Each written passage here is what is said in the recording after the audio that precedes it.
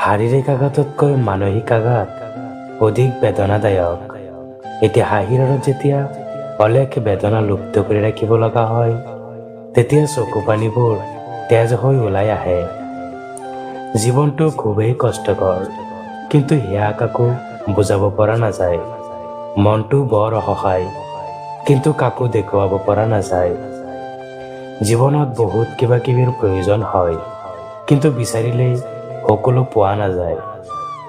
Sir বিল গেটছে এটি ধুনীয়া কথা কৈছে, যদি ক্ষণিকৰ সুখ বিচৰা তেন্তে গান শুনি লোৱা, যদি এদিনৰ সুখ বিচৰা তেন্তে পিকনিকলৈ যোৱা, আৰু যদি এসপ্তাহৰ সুখ বিচৰা তেন্তে ভ্ৰমণলৈ যোৱা, যদি দুমাহৰ সুখ বিচৰা তেন্তে বিবাহ বন্ধনত আবদ্ধ হোৱা, যদি বেছি দিনৰ সুখ বিচৰা তেন্তে টকা উপাৰ্জন কৰা, যদি আজীৱন সুখ বিচৰা তেন্তে নিজৰ কৰ্মক ভাল পোৱা। মানুহ বৰ আচৰিত, দুদিনৰ বাবে জীৱনলৈ আহি চিৰকালৰ বাবে দুখ দি থৈ যায়। কিছুমান বস্তু গুচি গ'লে আকৌ কেতিয়াও ঘূৰাই পোৱা নাযায়। নাম্বাৰ 1, দলিয়াই দিয়া শিলগুটি। নাম্বাৰ 2, মুখৰ পৰা ওলাই যোৱা কথা। নাম্বাৰ 3, হেৰাই যোৱা সুযোগ। আৰু নাম্বাৰ 4, পাৰ হৈ যোৱা সময়। জীৱনত সকলো হেৰুৱাৰ পিছতো যদি তোমাৰ মনত পুনৰ কিবা এটা কৰিবলৈ উদ্যমতা আছে, তেন্তে বুজিবা যে তুমি এতিয়াও একো হেৰুৱা নাই। এলেহুৱা মানুহৰ কোনো বৰ্তমান আৰু ভৱিষ্যত নাথাকে। প্ৰতিটো সমস্যাৰ 3টা সমাধান: গ্ৰহণ, সলনি আৰু ত্যাগ। পাৰিলে গ্ৰহণ কৰা, নোৱাৰিলে সলনি কৰা, আৰু সলনি কৰিব নোৱাৰিলে ত্যাগ কৰা। লাখ টকাৰ জোতা সদায় ভৰিৰ তলত থাকে, কিন্তু 1 টকাৰ বিনিময়ত ভিখাৰীৰ পৰা পোৱা আশীৰ্বাদ সদায় মূৰৰ ওপৰত থাকে। কিছুমান মানুহে ভাল পাব জানে, কিন্তু মূল্য দিব নাজানে। ভুল কৰিব জানে, কিন্তু ক্ষমা খুজিব নাজানে, কাৰণ তেওঁলোকৰ শিক্ষা আছে কিন্তু বিবেক নাই।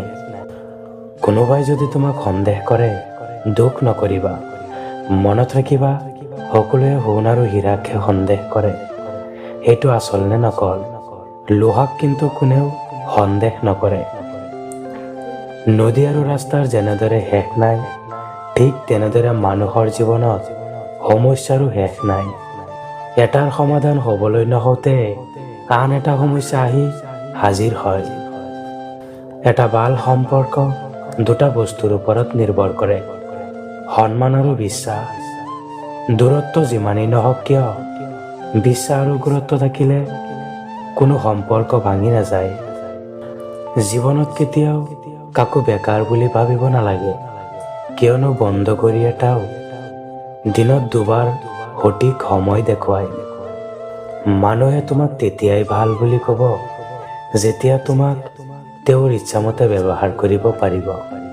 জীৱনত যদি বাৰে বাৰে উজুটি খাই পৰি যায়, তেন্তে জীৱনত পথটোক সলনি কৰিব, কিন্তু সপোনটোক নহয়। কাৰণ গছ এজোপাই তাৰ পাতবোৰ সলনি কৰে, কিন্তু কেতিয়াও ঠাই নহয়। ভিডিঅ'টো যদি ভাল লাগিছে, প্লিজ এটি লাইক কৰি দিব, আৰু চেনেলত নতুন হ'লে চেনেলটো ছাবস্ক্ৰাইব কৰি কাষতে থকা বেল আইকনটো প্ৰেছ কৰি দিব।